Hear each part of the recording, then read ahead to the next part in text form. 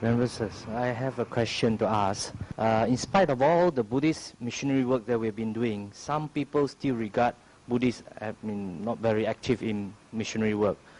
And some people would like to look at it and interpret it as because the nature of Dharma is ehipassiko. That means it invites people to come and see. And they interpret that it's because Dharma is you come see. If you don't come, you don't see. So we just wait for you. So because of that interpretation, people assume that Dhamma, if there is a karmic association, they will come. If there is no, maybe it's not the time yet. And because of that, they feel we should not preach. People will come. If it's the right time, they will come to the Dhamma. What do reverences have to comment on this? We have come. Can you show? Yes, I'm going to show now.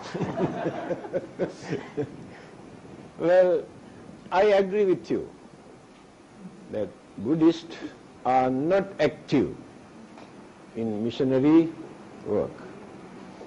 The reason is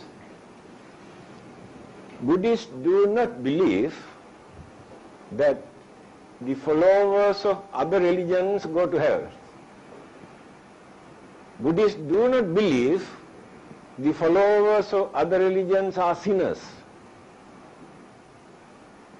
We never think that we must convert them into our religion, because the Buddha has mentioned, whenever, wherever you find truth, accept the truth, whether it is in your religion or any other religion or somewhere else.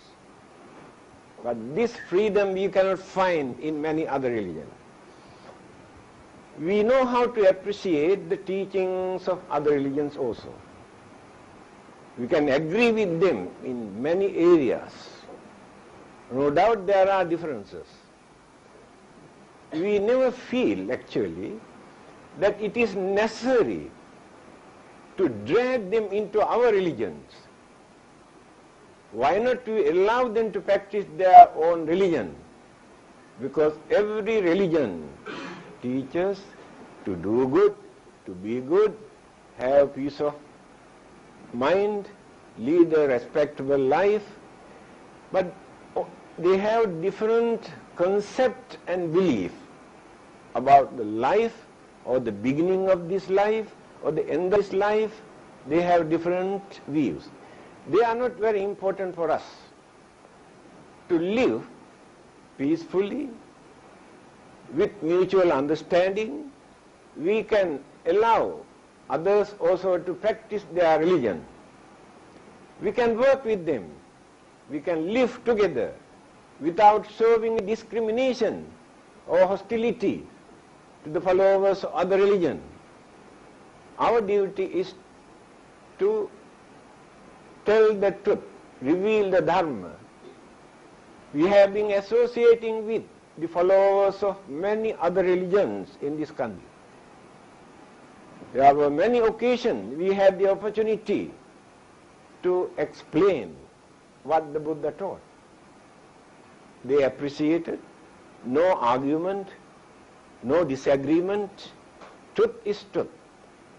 So, if Christians can remain as good Christians, Muslims can remain as good Muslims, Hindus can remain as good Hindus, that is what we need as Buddhists. Not necessary for us to bring them into our religion, give another religious label. On the other hand, there are some who have no religion at all. They do not believe in God, they have no heaven, no hell, no rebirth, no God, no punishment, nothing. But they too, many of them, lead respectable life.